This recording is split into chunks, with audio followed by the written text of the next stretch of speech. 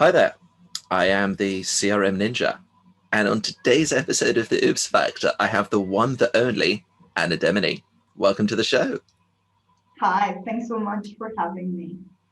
It's wonderful. I know just how busy you are and just how long I've been trying to get you on the show since somebody nominated you. So to actually have you on it now is just fabulous. So thank you for coming on it. Oh, thank you. You're very kind. It's fine. No pressure at all. So before we get on to whichever Oops Factor story you're going to share with us today, in my background, I am in the middle of the sea. In fact, I'm actually under the sea. And the reason for that is I understand you have a great interest in diving. I do diving and free diving as well. I think it's just unbelievable how much we can discover under the sea. So I think a lot of my time is based around diving, or used to be when we were able to travel. All of my plans, literally a huge part of my expenses as well, would go towards diving or free diving. I just love it. Yeah. So obviously diving, scuba diving is with oxygen, free diving is without oxygen Yeah. tanks. It's actually natural. How did you get into it in the first place? Well, I got into scuba diving on a trip. It was actually a pretty bad trip. The weather was bad. I expected the sea to be a lot warmer. It was in the Canary Islands and it was in April. So somehow I thought that from a geographical location, that side of the world or those islands should be really warm and the sea would be warm and so on and so forth. It really isn't the case. So from lack of activity in a way, I ended up doing a try dive and I just fell in love. That was it. Wow. Yeah, that was it. And then from then on, for every trip that I made, I make sure to do at least one diving trip. And then I went on a course and discovered more and more and more. So how did you transition from scuba diving to free diving? What made you decide to do that? Well, hipsters, hipsters maybe decide to do that. I was in the Philippines. And the sea was really rough. It was so rough that no one would actually take me on a scuba diving trip, and that was in end of 2019. So they had a few really big storms in the Philippines then. Okay. And there was this group of hipsters, essentially, who they were like, I know scuba diving is really unhealthy. We dive without oxygen tanks. There are no risks, no risks.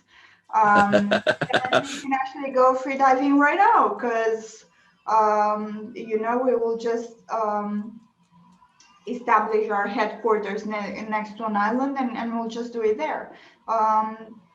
And then I overpaid for a course, and that was it. They were from Switzerland as well, so they were not Filipinos. Um, it was really interesting indeed. Wow. That's really interesting. I learned to scuba some years back. It was very hilarious to me because I was skydiving at the time as well, and my skydiving instructors thought that learning to scuba was crazy, but skydiving was natural. My scuba Yeah. instructors thought that scuba diving was natural and skydiving was crazy. So I never got them all together in a room. I think that would have been quite fun. But yeah, To be to be fair, I did go diving with a girl who did a lot of skydiving. She found it terrifying. She didn't like it. She felt like she wasn't in control enough. Yeah, she couldn't go again. So I thought interesting. that was really interesting because from my point of view, scuba diving is all about control, and you're very, very safe. Yeah. It's two different ends of the spectrum, and I was enjoying both. So, where has been the best location that you have gone diving so far, and where is your dream destination if you haven't yet gotten to it? Um, the best diving location that I've been at is actually a rock in the Galapagos. They call it Kicker Rock. And it's a place where warm seas are combined with cold seas. And that obviously is very, very suitable for nature in general. So I would thoroughly recommend to everyone to just go there. And the place where I would like to go is in the Maldives. I'm very passionate about manta rays, a lot of manta rays in the Maldives. Unfortunately, we can't really travel right now, but as soon as I'll just go to the Maldives. Wonderful. I haven't gone diving with manta rays and stuff, but I have friends who have, and it's supposed to be a majestic experience. Yeah. Yes. I tried it in Hawaii, but I wasn't lucky. There were no rays. That's a shame. I went to Iceland well over a decade ago with family. We went out to see if we could see a blue whale. Yeah, we didn't see any blue whales. So In a diving expeditions or from a boat? Not diving, on a boat. It was one of these whale tours whereby they could take you to see various whales, and I think we only saw one whale during the entire day, and it was a very small one. Yeah, I avoided that. Because I read some reviews and I am seasick actually. So I didn't think that would be a great experience for me. Got it. Wonderful. So Yeah. from diving to diving into the oops factor, what do you have to share with us today? Yeah, so I understand I need to talk about an experience where things didn't go as planned. And I actually have two of these, and they're quite intertwined because they have the same conclusion. In my opinion, things go wrong when the wrong people make make an important decision. Okay. So This sounds whenever interesting. people who believe they have the right to make a decision, but they do not have the knowledge to actually make that decision, things will go wrong. And Okay. if we are going to start from my diving experience, I have had one particularly scary diving expedition when I had bad air. Okay. So we hear about this as being, one chance in a million and that everything's very safe and so on and so forth. Well, in my case, I checked my air as you do. Every diver needs to do this. And I thought something was odd. And I asked someone, and instead of actually making the decision of not going diving because I thought something might not be okay, that person assured me, or they said, no, we are going diving. It was not their decision to make, right? It was my own. So Okay. then I geared up and I went diving, and then I felt very sleepy at 15 meters, very, very sleepy. And then at some point I was lucid enough to say that I wanted to go up. And this was a really, really good outcome because actually the others didn't have that air. Otherwise, there would be no one to support us to Okay. actually surface. So really So important. was it a case of the mixture was incorrect percentages, or just it was low, or something else?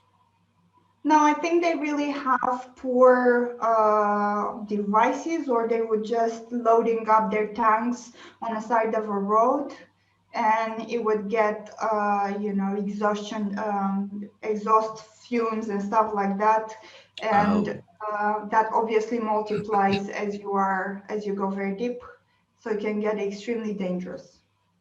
You can wow. get. I have to say I'm very glad that you managed to get up and come out of there. Yeah, it's really rare that this happens actually, that you can actually get out of that situation because you lose all control. So yeah, my Wow. conclusion is people should feel empowered to make a decision if they are the ones with the knowledge. In this case, I was the one with the knowledge. And then I have a similar story regarding tech because we're all in technology, right? Who would think that people in technology talking about it?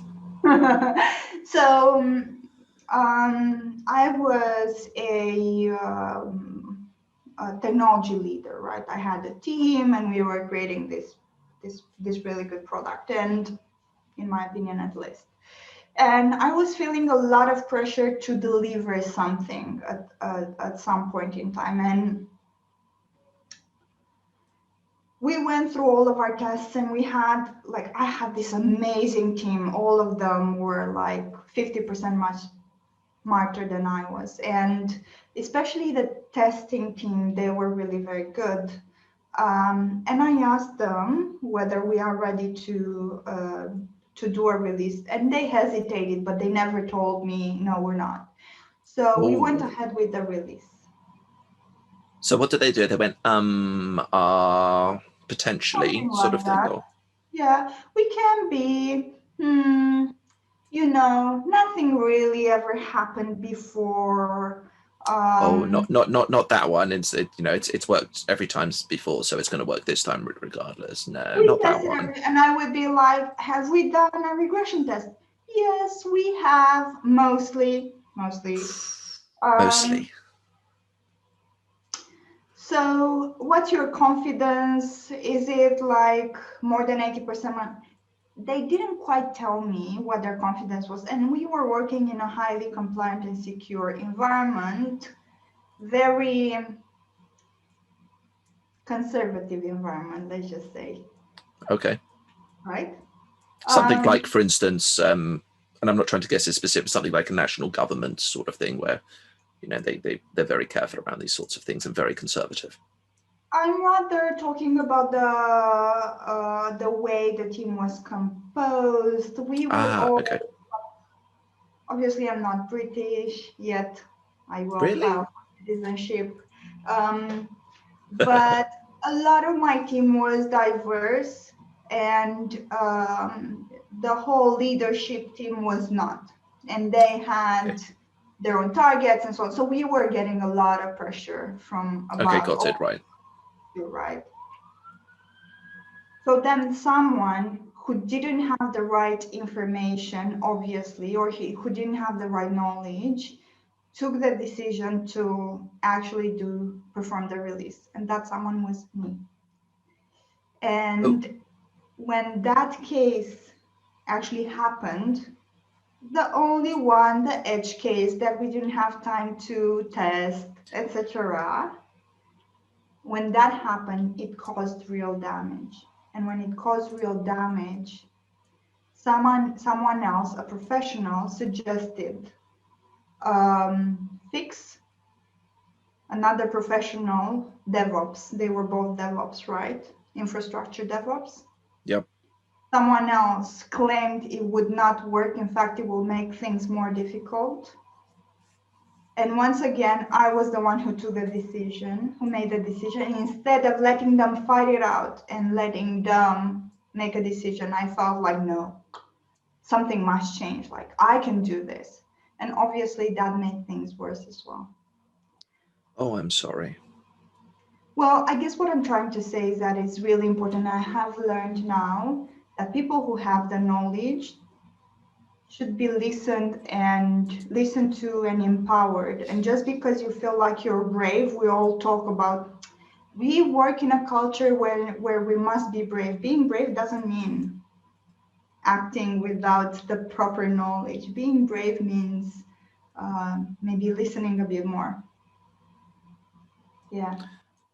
I hear. So obviously we as individuals try and make a best guess as how much knowledge we have about something, whether we, sometimes we may think that we have more knowledge than we do, or we have the right, to make the decision, which is one thing. At other times we have to rely on other people to make a decision. How, in your mind, should people go about approaching it to ensure that they are the right person, or they're trying to speak to the right person? Obviously, could be lots of different factors and variables involved, but what in your mind is key to that sort of thing? Well, let's just say, have I identified the subject correctly? What am I talking about here? Am I talking about diving? Okay, who's the SME here, the subject expert in this particular case for this particular person themselves, right? Am I talking about testing? Who is the master here? Is it the actual tester? Is it the testing lead? Is it the actual team lead, etc.? So if you take the time to actually identify the subject rather than the request from above, we must do this now, right?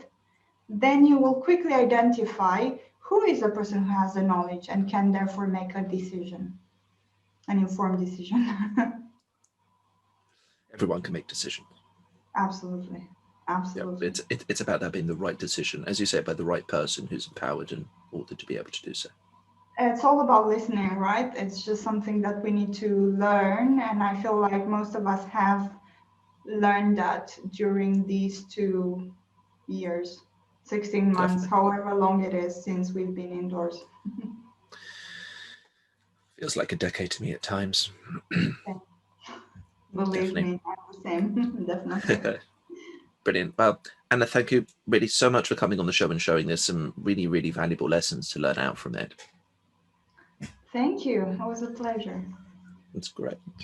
Viewers, we hope that you've enjoyed this episode and also taken out some valuable lessons about life and projects and things that we do. Feel free to check out the rest of the Oops Factor playlist, subscribe to the channel, and take a look at the blog. And if you would like to come and share your own Oops Factor story, feel free to hit the link below in the description, put in your details, and I'll reach out and get you on the show. But above all, have a wonderful day.